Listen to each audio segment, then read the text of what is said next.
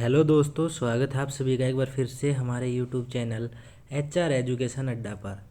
तो आज की इस क्लास में हम पढ़ने जा रहे हैं दोस्तों हरियाणा पंचायती राज अधिनियम से संबंधित धाराएं। आप सभी को जैसे कि पता है दोस्तों कि हरियाणा ग्राम सचिव का पेपर लिया गया था जनवरी 2021 के अंदर, और उनके सभी सेट्स के अंदर जो दोस्तों 9 और 10 जनवरी को जो पेपर हुआ था ग्राम सचिव का, उसके अंदर हर एक सेट के अंदर 3 से 4 क्वेश्चन दोस्तों ग्राम सचिव की धारा से पूछे गए थे। और आप सभी को पता है कि 3 से 4 जो नंबर है HSSC में बहुत ज़्यादा मायने रखता है, इसलिए मैंने आपके लिए ये सभी की सभी धाराएं लिखी है। बहुत ही इजी वे में हम इनको करेंगे, पार्ट्स के अंदर करेंगे दोस्तों। और सभी जो धाराएं हैं उनको मैं आपको उनके बारे में कुछ कुछ जो फैक्ट है वो बताऊंगा, जो कि आपके लिए बहुत ही ज़्यादा इम्पोर्टेंट साबित होंगे। तो चलिए स्टार्ट करते हैं। सबसे पहले है दोस्तों हमारी धारा 1।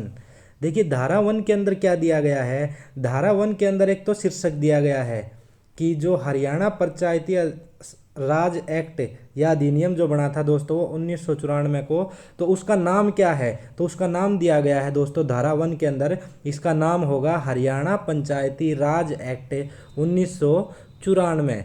और देखिए क्या क्या चीज़ दिया गया है। एक इसका विस्तार दिया गया है दोस्तों कि ये जो पंचायती राज एक्ट हरियाणा का बनाया गया है ये कहाँ पर लागू होगा। तो ये पूरे के पूरे हरियाणा के अंदर लागू होगा। ये कहाँ पर लागू होगा दोस्तों, ये पूरे के पूरे हरियाणा के ऊपर लागू होगा। और तीसरी चीज़ जो धारा 1 के अंतर्गत बताई गई है कि ये किस तारीख को लागू होगा। तो क्या है दोस्तों, हरियाणा सरकार एक राजपत्र जारी करती है, उस राजपत्र के अंदर जो भी तिथि दी होगी उसी तिथि से ये लागू होगा। तो धारा 1 के अंदर हमने क्या सीखा कि सबसे पहले तो इसका शीर्षक दिया हुआ है हरियाणा पंचायती राज एक्ट 1994। ये कहाँ पर लागू होगा, हरियाणा के अंदर लागू होगा। और किस तिथि से लागू होगा, तो हरियाणा सरकार ने जो राजपत्र जारी किया उसके अंदर तिथि लिखी है उसी तिथि से ये लागू माना जाएगा। अब देखिए दोस्तों धारा 2 के अंदर क्या है, बहुत सारी परिभाषाएं दी गई है। जैसे कि ग्राम सभा जो वर्ड दिया गया है इसकी परिभाषा क्या है, पंचायत समिति की परिभाषा क्या है, जिला परिषद की परिभाषा क्या है, उसी तरह से दोस्तों सरपंच की परिभाषा क्या है, उसी तरह से दोस्तों वयस्क की परिभाषा क्या है। वयस्क किसे कहा जाएगा, जैसे कि कोई भी पुरुष है, महिला है या ट्रांसजेंडर है, यदि वो 18 साल से ऊपर का है तो उसको क्या कहा जाएगा, वयस्क कहा जाएगा। DC की परिभाषा क्या है, समिति की परिभाषा क्या है। तो ये सारी जो परिभाषाएं दी गई है दोस्तों हरियाणा पंचायती राज एक्ट की धारा 2 के अंतर्गत दी गई है। तो धारा 2 में क्या दी गई है, परिभाषा। उसके बाद है दोस्तों धारा 3। धारा 3 के अंदर क्या है, ग्राम पंचायत, पंचायत समिति और जिला परिषद की अवधि कितनी होगी। तो ये जो सारी चीज़ें हैं दोस्तों कहाँ पर दी गई है, इनकी जो अवधि कितनी होगी, जो 5 साल की इनकी अवधि होगी वो कहाँ पर दी गई है, धारा 3 के अंतर्गत दी गई है, यदि ये हटाए ना जाए तो। अब देखिए दोस्तों धारा 4 में क्या दिया गया है, शपथ का वर्णन किया गया है कि कोई भी मेंबर चुना जाएगा, सरपंच चुना जाएगा, ग्राम सभा का, ग्राम पंचायत का, पंचायत समिति के जो भी सदस्य चुने जाएंगे या फिर जिला परिषद के जितने भी सदस्य चुने जाएंगे दोस्तों, तो उनको है शपथ लेनी पड़ेगी, अपनी निष्ठा की, कार्य में निष्ठा की शपथ लेनी पड़ेगी। अगर कोई मेंबर है दोस्तों, अगर वो इस शपथ को लेने से इनकार कर देता है तो उसका जो चुनाव है अवैध माना जाएगा दोस्तों, और उसका जो पद है वो खाली हो जाएगा। तो शपथ लेनी जरूरी है इन मेंबर्स के द्वारा, जितने भी मेंबर चुने जाएंगे। अगर वो नहीं लेता है शपथ तो उसका चुनाव अवैध माना जाएगा और उसका वो जो पद है दोस्तों वो खाली हो जाएगा और वहाँ पर फिर से चुनाव होंगे। उसके बाद देखिए धारा 5, जो पंचायती राज एक्ट की धारा 5 है उसके अंदर क्या दिया गया है कि इस्तीफा या त्याग पत्र, कोई भी मेंबर है दोस्तों, कोई भी मेंबर है वो अपना इस्तीफा या त्याग पत्र जो है लिखित के अंदर निदेशक को भेज सकता है। कोई भी कार्यकारी अध्यक्ष है या कोई भी मेंबर है, सरपंच है, जिला परिषद का कोई सदस्य है या पंचायत समिति का कोई भी सदस्य है, तो वो क्या है अपना इस्तीफा दे सकता है। तो ये इस्तीफा जो है वो कहाँ पर दिया गया है दोस्तों, धारा 5 के अंदर। उसके बाद धारा 6, देखिए धारा 6 में क्या है दोस्तों कि इस्तीफे के बाद चुनाव। अब देखिए दोस्तों कोई भी मेंबर इस्तीफा दे देता है तो वहाँ पर क्या हो जाएगी, रिक्ति हो जाएगी, मतलब वो जो स्थान है वो क्या हो जाएगा, खाली हो जाएगा। तो उसने इस्तीफा दे दिया तो दोस्तों वहाँ पर चुनाव भी करवाना जरूरी है, और वो जो चुनाव है 6 महीने के अंदर होना चाहिए। अभी देखिए कैसे होता है दोस्तों, जैसे कि इनका 5 साल का कार्यकाल होता है, तो देखिए अगर उसको 4 साल और 8 महीने हो गए, तो अभी इसके अंदर 4 महीने का समय बचा, तो होगा क्या दोस्तों, कम से कम 6 महीने के अंदर ये जो चुनाव है वो हो जाने चाहिए कंप्लीट। तो लेकिन यहाँ पर तो इसको 4 महीने बचे हैं, तो जो यही चुनाव है दोस्तों जो बाद में होंगे 6 महीने के, जो कि 4 महीने के बाद होंगे, उन्हीं चुनाव के साथ ही ये सीट भरी जाएगी। लेकिन चुनाव में दोस्तों 6 महीने से ज़्यादा बचे हैं, जैसे कि 3.5 साल का कार्यकाल किसी ने किया और इस्तीफा दे दिया, तो अभी इसके कार्यकाल को 5 साल नहीं हुए, तो 6 महीने के अंदर ही इसका जो चुनाव है वो करवाया जाएगा। तो ये आप समझ गए होंगे दोस्तों। और ये जो क्लास है दोस्तों, इनके बारे में जो थ्योरी की क्लास है, देखिए धारा में तो हम छोटे छोटे फैक्ट पढ़ रहे हैं, और जो थ्योरी की क्लास है दोस्तों वो मैंने चैनल पे डाली हुई है, आप वीडियो के सेक्शन में जाकर देख सकते हैं उसको। वहाँ पर आपको इन सारी बातों की थ्योरी मिल जाएगी पूरी की पूरी डिटेल के अंदर। उसके बाद दोस्तों धारा 7 के अंदर क्या है कि सभा क्षेत्र का सीमांकन, सभा क्षेत्र का सीमांकन। अभी देखिए दोस्तों सरकार क्या होती है कि किसी भी क्षेत्र के अंदर जो है नई ग्राम पंचायत बना सकती है, नई ग्राम पंचायत, लेकिन उसके लिए क्या है, न्यूनतम जनसंख्या जो है वो 500 होनी ही चाहिए, वहाँ पर 500 व्यक्ति होनी ही चाहिए। तो सरकार क्या है कि सभा क्षेत्र का सीमांकन कर सकती है। कोई बहुत बड़ा गांव है दोस्तों, तो उसको तोड़कर उसके टुकड़े भी बना सकती है, और 2 से अधिक गांव को जोड़ भी सकती है सरकार। तो यही धारा 7 के अंतर्गत दिया गया है। लेकिन कंडीशन क्या है दोस्तों कि न्यूनतम जनसंख्या उस एरिया की 500 होनी चाहिए। लेकिन कुछ विशिष्ट परिस्थिति होती है जिसके अंदर सरकार जो है वो 500 से कम जनसंख्या हो फिर भी उसको ग्राम पंचायत बना सकती है, लेकिन न्यूनतम 500 होनी चाहिए। उसके बाद देखिए दोस्तों धारा 8, धारा 8 में क्या है, ग्राम सभा का गठन या ग्राम पंचायत का गठन जो होगा, या ग्राम सभा या ग्राम पंचायत का गठन जो होगा वो धारा 8 के अंतर्गत है। देखिए पंच की संख्या जो है, पंच मतलब मेंबर की जो संख्या होती है वो कम से कम 6 और अधिक से अधिक 20 हो सकती है। इसी प्रकार दोस्तों पंचायत समिति व जिला परिषद के सदस्यों की संख्या कम से कम 10 व अधिक से अधिक 30 हो सकती है। तो ये फैक्ट भी आपको याद रखने हैं, ये फैक्ट डायरेक्ट ही पूछे जा सकते हैं आपसे एग्जाम के अंदर कि पंचायत समिति में कम से कम कितने सदस्य होने चाहिए, 10 सदस्य होने चाहिए। अधिक से अधिक कितने सदस्य हो सकते हैं, तो 30 सदस्य अधिक से अधिक हो सकते हैं। उसी प्रकार किसी भी गांव के अंदर मेंबर जो पंच जो होते हैं वो कम से कम 6 और अधिक से अधिक 20 हो सकते हैं, इनसे ज़्यादा नहीं हो सकते। तो धारा जो 8 है उसके अंदर ग्राम सभा और ग्राम पंचायत के गठन की बात की गई है। उसके बाद देखिए दोस्तों धारा 9, धारा 9 में है ग्राम पंचायत की सीटों का आरक्षण। अभी आपने देखा होगा कि आपके जो गांव में सरपंची के इलेक्शन होते हैं दोस्तों, कुछ गांव में तो सामान्य सीटें मिलती है, लेकिन कुछ गांव में रिजर्व सीटें भी मिल जाती है। तो इसका क्या सिस्टम है, इसका सिस्टम ये है कि हरियाणा सरकार ने बना रखा है महिलाओं को तो 50% आरक्षण मिलेगा ही मिलेगा हरियाणा में, जबकि जो अनुसूचित जाति BCA है उसको 8% आरक्षण मिलेगा। तो ये जो सीटों का आरक्षण पूछे आपसे कहाँ पर है, तो धारा 9 के अंतर्गत है।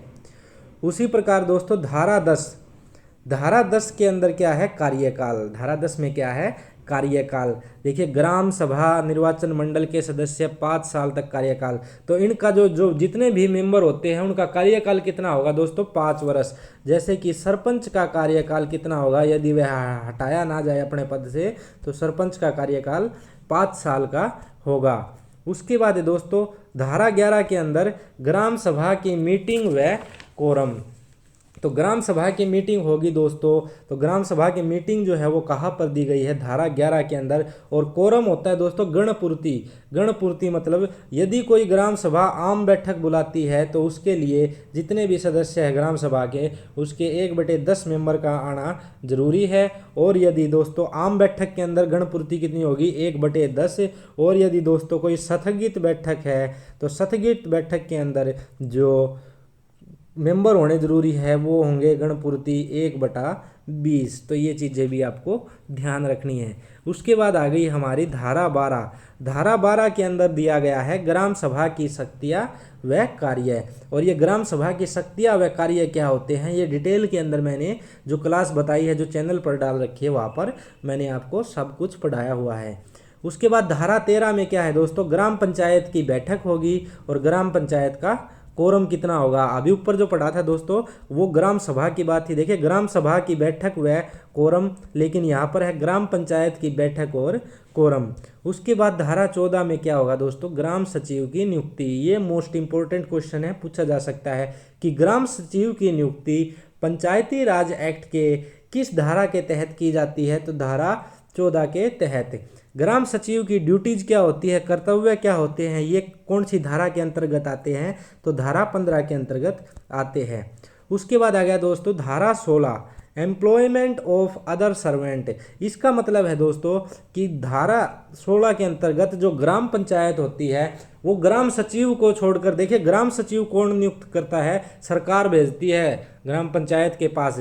लेकिन अन्य कोई ऐसा ज़रूरत महसूस हो ग्राम पंचायत को कि हमें ये काम करवाना है, सफाई का काम करवाना है, या हमें ग्राम में कोई बिल्डिंग बन रही है तो उसके लिए मजदूर चाहिए, तो क्या करती है ये ग्राम पंचायत अन्य मजदूर की किसी की नियुक्ति कर सकती है, अन्य किसी व्यक्ति की नियुक्ति कर सकती है। लेकिन दोस्तों उसकी जो तनख्वाह होनी चाहिए किसी सरकारी कर्मचारी से कम होनी चाहिए, और ये बात भी मैंने आपको उस क्लास में डिटेल में पढ़ाई है।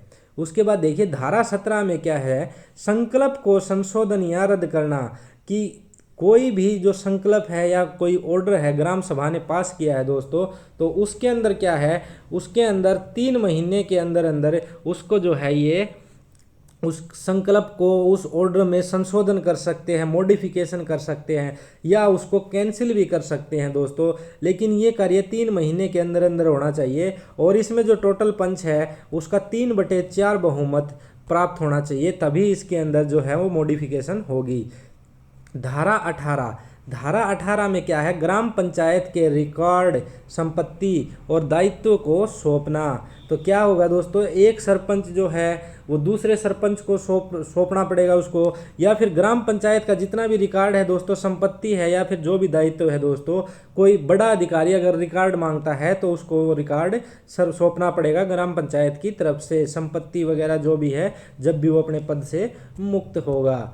धारा 19 के अंदर क्या है दोस्तों, सरपंच की शक्तियाँ, कार्य और कर्तव्य, ये सभी क्या होते हैं, और ये डिटेल में मैंने आपको उसी क्लास में पढ़ाया है। धारा 20 में क्या है, report on work of gram panchayat.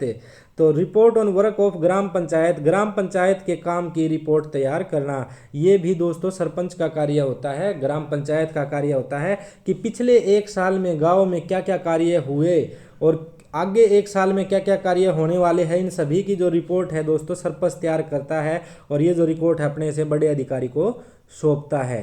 तो ये जो रिपोर्ट तैयार करना होता है धारा 20 के अंतर्गत। अब देखिए धारा 21 में क्या है, ग्राम पंचायत के कार्य और कर्तव्य। ग्राम पंचायत के क्या कार्य होंगे, क्या कर्तव्य होंगे, ये धारा 21 के अंतर्गत है, और ये डिटेल में मैंने आपको पढ़ाया है। उसके बाद है दोस्तों धारा 22 में देखिए क्या है, sub committee and local committees. तो जो ग्राम पंचायत है वो उप समिति बना सकती है और स्थानीय समिति भी बना सकती है, और ये धारा 22 के अंतर्गत आएगा। धारा 23 के अंतर्गत क्या है दोस्तों, पंचायत समिति कार्य जो ग्राम पंचायत को सौंपे जाते हैं। तो पंचायत समिति जो है ग्राम पंचायत से बड़ी होती है, तो पंचायत समिति के अंडर में दोस्तों मान लो बड़ा एरिया आता है और उसके अंदर में गांव भी आते हैं दोस्तों, तो क्या होता है ग्राम पंचायत समिति के कुछ जो टेंडर होते हैं, मान लो कि कहीं पर तालाब बनाना है, कहीं पर पशुओं के लिए तालाब बनाना है पानी पीने के लिए, यहाँ पर कोई कंस्ट्रक्शन बनाती है, तो ऐसे कार्य पंचायत समिति जो है वो ग्राम पंचायत को सौंप सकती है। वो कौन सी धारा के अंतर्गत, धारा 23 के अंतर्गत। धारा 24 में दोस्तों अवैध कब्जे हटाना। आपने देखा होगा गांव के अंदर क्या है कि अवैध कब्जे कर लेते हैं लोग, या फिर रोड के बाहर अतिक्रमण कर देते हैं। मतलब होता क्या है कि जैसे कि उनको 5 फुट ज़मीन है उनके घर के बाहर, वो क्या करते हैं 7 फुट तक अपने वो रैंप बना लेते हैं, तो ये अतिक्रमण हो गया, अवैध कब्जा हो गया। तो इस अवैध कब्जे को ग्राम पंचायत हटवाएगी धारा 24 के अंतर्गत। धारा 25 में क्या है दोस्तों, सामान्य आदेश बनाने की शक्ति। जो ग्राम पंचायत है वो एक सामान्य आदेश बना सकती है। सामान्य आदेश के अंतर्गत क्या है दोस्तों, जैसे कि इस गांव के अंदर मांस नहीं बेचा जाएगा, इस गांव के अंदर चमड़े की रंगाई नहीं होगी, इतने एरिया के अंदर नहीं होगी। तो ये जो सभी जो सामान्य आदेश बनाने की शक्ति है ग्राम पंचायत को, वो धारा 25 के अंतर्गत है। धारा 26 में है दोस्तों, आबादी देह का नक्शा तैयार करना। मतलब गांव के अंदर जितने भी घर है और जितने भी गलियां हैं उनके इस प्रकार से एक नक्शे से तैयार करना, छोटा सा नक्शा से तैयार करना। तो आबादी देह का नक्शा तैयार करना, इसका मतलब ये नहीं है कि वो डायमेंशन माप के नक्शे तैयार करेंगे दोस्तों, उसका एक रफ सा नक्शा तैयार करना। तो ये आबादी देह का नक्शा तैयार करना धारा 26 में आएगा। धारा 27 में क्या है देखिए, जो धारा 24 और 25 को न माने उसके लिए जुर्माना। देखिए 24 में क्या है, अवैध कब्जा हटाना, नहीं हटाएगा तो जुर्माना। और उसके बाद क्या है, धारा 25 में क्या है, सामान्य आदेश बढ़ाया कोई ग्राम पंचायत ने, अगर उनको नहीं मानेगा तो दोस्तों इसके लिए उनको जुर्माना लगाया जा सकता है। धारा 28 में देखिए अपील।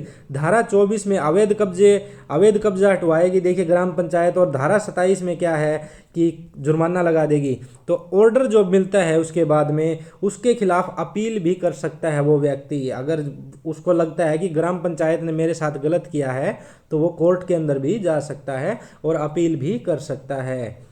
धारा 29 में देखिए क्या है कि जितने भी छोटे कर्मचारी होते हैं, छोटे कर्मचारियों के दुर्व्यवहार के बारे में जांच कर सकती है ग्राम पंचायत, और रिपोर्ट तैयार करने का अधिकार भी ग्राम पंचायत को है। तो ये धारा 29 के अंतर्गत आएगा। धारा 30 में क्या है दोस्तों, कर इकट्ठा करने की शक्ति। ग्राम पंचायत जो है वो कर इकट्ठा कर सकती है। देखिए वो दुकानों वालों से भी रुपए ले सकती है, और जो रेहड़ी वाले मेले के अंदर रेहड़ी लगाते हैं उनसे भी रुपए ले सकती है। और ये सभी डिटेल दोस्तों मैंने आपको एक थ्योरी की क्लास में पढ़ा रखी है, आप चाहे तो वो क्लास देख सकते हैं, इनके बारे में वहाँ पर डिटेल में है। धारा 31 में क्या है दोस्तों, निषेध लागू करने की शक्ति। कुछ मामलों में दोस्तों जो ग्राम पंचायत है वो निषेध लगा सकती है, प्रतिबंध लगा सकती है, जैसे कि शराब बंदी कर सकती है अपने एरिया के अंदर। तो ये निषेध लागू करने की शक्ति कहाँ से मिली, धारा 31 के अंतर्गत। धारा 32 में क्या है देखिए दोस्तों, एंट्री एंड इंस्पेक्शन। एंट्री का मतलब प्रवेश कर सकता है। सरपंच या पंच जो है दोस्तों, गांव की कोई बिल्डिंग है, सार्वजनिक बिल्डिंग है, तो वहाँ पर क्या है, एंट्री कर सकता है, और जो ग्राम पंचायत के अंडर में चीज़ है उसका निरीक्षण, इंस्पेक्शन कर सकता है। तो ये सरपंच को पूरा अधिकार हो सकता है दोस्तों। वो किसी के घर भी जा सकता है, लेकिन उसके लिए भी देखिए अलग अलग रूल है कि वो एकदम बिल्कुल सुबह नहीं जाएगा और रात को अंधेरा होने के बाद नहीं जाएगा। तो इस तरह के कुछ रूल होते हैं। तो ये एंट्री एंड इंस्पेक्शन अधिकार है सरपंच को। धारा 33 में देखिए क्या है, मेले और बाजार मैनेज करने की शक्ति। मेले और बाजार को मैनेज करने की शक्ति भी ग्राम पंचायत के पास होती है, और ये वहाँ से कर भी ले सकते हैं, और ये डिसाइड भी कर सकते हैं कि किस समय से लेकर किस समय तक आप रेहड़ियाँ लगा सकते हैं। ये सभी ग्राम पंचायत की शक्तियाँ होती है। धारा 34 में देखिए, सार्वजनिक गलियां और नहरों आदि पर नियंत्रण। तो सभी जो गलियां होती है उस पर नियंत्रण होता है ग्राम पंचायत का, और नहरों आदि पर नियंत्रण होता है ग्राम पंचायत का। तो ग्राम पंचायत इनके ऊपर नियंत्रण रखती है। गली को नया बनाना है, तोड़ना है, फोड़ना है, नीचे से सीवर निकालना है, ये ग्राम पंचायत के पास पावर होती है। धारा 35 में क्या है देखिए, power regarding naming of streets and numbering of buildings. इसका मतलब क्या हो गया कि उनके पास पावर है कि किस गली को क्या नाम दिया जाए। तो गली का नाम रख सकती है, नंबर रख सकती है, जैसे कि 1 नंबर गली, 2 नंबर गली। और उसी तरह से जो गांव के अंदर घर होते हैं या बिल्डिंग होती है उनके भी ये नंबर रख सकते हैं ग्राम पंचायत। 1 2 3 4, इस घर को 1 नंबर दिया जाएगा। तो ये सभी पावर उनके पास होती है। धारा 36 में क्या है दोस्तों, power to take over management of institutions. Power to take over management of institutions. कोई इंस्टीट्यूशन है दोस्तों, उसका मैनेजमेंट जो है ग्राम पंचायत के जो क्षेत्र में है, वो चाहे तो उसके देख रेख जो है, उसका मैनेजमेंट जो है वो खुद कर सकती है दोस्तों। लेकिन 5,000 रुपये से अधिक के कार्य के लिए अगर मैनेजमेंट कर रही है और ग्राम पंचायत का खर्चा 5,000 रुपये से अधिक लग रहा है, तो इसके लिए जो है उसको निदेशक को लेटर लिख के उससे परमिशन लेनी पड़ेगी, नहीं तो ये नहीं कर सकती है धारा 36 के अंतर्गत। धारा 37 में क्या है, स्कूल, डिस्पेंसरी और हॉस्पिटल की मरम्मत के लिए सहायता कर सकती है ग्राम पंचायत। किसके लिए, स्कूल की मरम्मत करवा सकती है, डिस्पेंसरी और हॉस्पिटल की मरम्मत करवा सकती है, और ग्राम फंड से ये पैसे वो निकलवाएगी। धारा 38 में क्या है, ग्राम पंचायत गांव में प्राइमरी स्कूल, हॉस्पिटल और डिस्पेंसरी बनवा सकती है। ये देखिए, वहाँ पर तो था कि सहायता कर सकती है, यहाँ पर धारा 38 में क्या है कि वो इनको बनवा सकती है, उसके पास पावर है। धारा 39 में क्या है, देखिए, ग्राम पंचायत के फंड का संचालन, ग्राम पंचायत के फंड का संचालन कहाँ पर आएगा, धारा 39 के अंतर्गत। धारा 40 में क्या है कि ग्राम फंड के स्रोत क्या क्या होंगे, ग्राम फंड के स्रोत क्या क्या होंगे, जैसे कि मैंने बताया था कि मेले में कर लगा सकते हैं, ये किसी दुकानदार के ऊपर कर लगा सकते हैं, वयस्क पर कर लगा सकते हैं। तो ये ग्राम फंड के स्रोत के बारे में जानकारी धारा 40 के अंदर दी हुई है। धारा 41 में क्या है, कराधान तथा फीसों की शक्ति, यही बात मैंने बताई कि कराधान तथा फीसों की शक्ति इनके पास होती है दोस्तों। ये जो है किसी मेले में और दुकानदार पर कर लगा सकती है और फीस इकट्ठा, स्टाम्प इकट्ठा ये कर सकती है। धारा 42 में क्या है कि करों से मुक्त किए जाने की शक्ति, ये ग्राम पंचायत के ऊपर निर्भर करता है दोस्तों, वो किसी से टैक्स ले या ना ले, तो ये करों से मुक्त भी कर सकती है। उसके बाद देखिए धारा 43 में क्या है, audit of accounts. Audit of accounts का मतलब क्या है कि ये खाते चेक कर सकती है अपने ग्राम सभा के। इंस्पेक्शन ऑफ बजट, बजट का ये निरीक्षण कर सकती है कि कितने रुपए आए हैं, कितने कहाँ पर लगे हैं। तो बजट खाता और प्रकाशन खाते का जो निरीक्षण है दोस्तों, ये भी कौन कर सकती है, ग्राम पंचायत कर सकती है। और यहाँ पर मैं एक बात बताना चाहूँगा दोस्तों, हर एक सेट देखिए आप, जो ग्राम सचिव का पेपर हुआ था वहाँ पर 3 से 4 क्वेश्चन धारा के पूछे गए थे।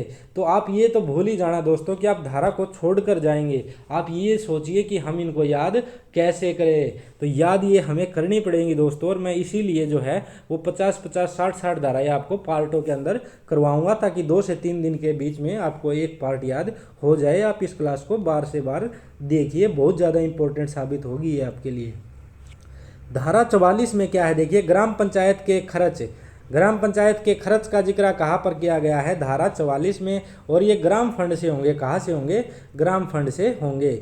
धारा 45 में देखिए क्या है दोस्तों, धारा 45 में ग्राम पंचायत डायरेक्टर की परमिशन लेकर अडल्ट पर स्पेशल टैक्स ले सकती है। तो special tax and community service, तो अडल्ट पर स्पेशल टैक्स ले सकती है दोस्तों। अडल्ट मतलब वयस्क व्यक्ति 18 साल से ऊपर का, या बदले में उससे काम भी करवा सकती है ग्राम पंचायत, और काम ना करने पर 50 रुपये का टैक्स लगा सकती है। तो स्पेशल टैक्स लगा सकती है। उसी तरह दोस्तों धारा 46 में क्या है कि धारा 46 में है, ग्राम पंचायत की अभिलेख तक पहुँच, assess to record of gram panchayat. इसका मतलब क्या है दोस्तों कि ग्राम पंचायत जो भी होगी और उसके जितने भी रिकॉर्ड होंगे दोस्तों, उससे पहले जो भी सरपंच था तो उसके भी कुछ रिकॉर्ड होंगे दोस्तों, उससे पहले के भी रिकॉर्ड होंगे। तो जितने भी रिकॉर्ड है उस तक पहुंच हो सकेगी ग्राम पंचायत, वो सारे के सारे जो रिकॉर्ड है वो देख सकती है, उन अभिलेखों तक ग्राम पंचायत की पहुंच होगी। धारा 47 में क्या है दोस्तों, ग्राम पंचायत के फैसलों को सस्पेंड किया जा सकता है, कि ग्राम पंचायत जो फैसले लेती है दोस्तों, उसको जो मुख्य अधिकारी, जिला कार्यकारी अधिकारी होता है, उसके द्वारा इन फैसलों को सस्पेंड किया जा सकता है। तो ये पावर है धारा 47 के अंदर। धारा 48 में क्या है, कंट्रोल एंड सबऑर्डिनेशन। इसका मतलब क्या है, नियंत्रण और अधीनता। ये जो ग्राम पंचायत होती है किसके अधीन काम करेगी, सरकार के अधीन काम करेगी, चाहे वो ग्राम पंचायत हो, चाहे वो पंचायत समिति हो, चाहे वो जिला परिषद हो, किसके अधीन काम करेंगे दोस्तों, ये सरकार के अधीन काम करेंगे। धारा 49 में क्या है दोस्तों, default of duties. Default of duties का क्या मतलब होता है, अगर ग्राम पंचायत सही से काम नहीं कर रही है तो डायरेक्टर जो निदेशक जो है उसकी इंक्वायरी चला सकता है, उस ग्राम पंचायत की इंक्वायरी चला सकता है, यहाँ तक कि उसको सरकार से सिफारिश करके भंग भी करवा सकता है। धारा 50 में क्या है दोस्तों, power to take over management of land. जनता की भलाई के लिए सरकार जो है वो लैंड को अपने अधीन कर सकती है। मतलब कि क्या है, सरकार जो है वो ज़मीन को एक्वायर कर सकती है, पंचायत की जो ज़मीन है वहाँ पर लोगों की जो ज़मीन है उनको एक्वायर कर सकती है, हालांकि वो क्लेम उनको देना पड़ता है। धारा 51 में क्या है, डीसी सरपंच या पंच को स्थगित कर सकता है। डीसी जो होता है दोस्तों वो सरपंच या पंच को स्थगित कर सकता है, मतलब सटे कर सकता है, उनके पद को रोक सकता है। धारा 52 में क्या है, ग्राम पंचायत भंग। अगर कोई ग्राम पंचायत अपनी शक्तियों का दुरुपयोग करे तो दोस्तों इसे भंग किया जा सकता है ग्राम पंचायत को। धारा 53 में देखिए क्या है, लाइबिलिटी ऑफ सरपंच और पंच। सरपंच और पंचों का दायित्व क्या होगा, उनकी रिस्पॉन्सिबिलिटी क्या होगी, लाइबिलिटी क्या होगी, ये कहाँ पर दी गई है, धारा 53 के अंदर। धारा 54 में देखिए क्या है, penalty for tampering with the property. यदि कोई व्यक्ति अतिक्रमण करता है तो उस पर पेनल्टी लग सकती है। किसी प्रॉपर्टी के साथ में छेड़खानी करता है, पंचायत की ज़मीन है उस पर कब्जा कर लेता है, जैसे कि ये पंचायत की ज़मीन है और ये उसकी खुद की ज़मीन है। अब उसने क्या किया, अपनी ज़मीन जो है वो दीवार यहाँ तक निकाल ली है, पंचायत की ज़मीन भी अपने कब्जे में ले ली। तो इस तरह की जो चीज़ है दोस्तों, अतिक्रमण करता है तो सरकार जो उस पर ग्राम पंचायत जो है वो उसके ऊपर कार्रवाई कर सकती है, उस पर जुर्माना लगा सकती है दोस्तों। तो आज की क्लास में दोस्तों हम धारा 54 तक ही करेंगे। नेक्स्ट की क्लास में दोस्तों आगे हम और कुछ धाराएं करेंगे। तो हम इस क्लास को है ना दोस्तों पार्ट्स के अंदर करेंगे। टोटल जो है पंचायती राज के अंदर 280 धाराएं हैं, जो कि सारी की सारी हम एक एक पार्ट के अंदर कवर करते जाएंगे। तो ध्यान रखना दोस्तों, अगर आप चैनल पर नए हैं तो चैनल को सब्सक्राइब जरूर कर लेना, ताकि दोस्तों मेरे नेक्स्ट पार्ट भी इस वीडियो के जब भी आएंगे तो आपको जल्द से जल्द पता चल जाएगा। और एक बात बता दूं दोस्तों मैं, आपने हरियाणा जीके के प्रीवियस ईयर, साइंस के प्रीवियस ईयर, इंग्लिश के प्रीवियस ईयर और कंप्यूटर के प्रीवियस ईयर, सभी जो प्रीवियस ईयर HSSC के क्वेश्चन हैं वो मेरे चैनल पर डाल रखे हैं। आप चाहे तो वीडियो के सेक्शन में जाकर देख सकते हैं, जो कि आपके लिए बहुत ही ज़्यादा हेल्पफुल होंगे। तो चलिए मिलते हैं दोस्तों आपसे नेक्स्ट क्लास में।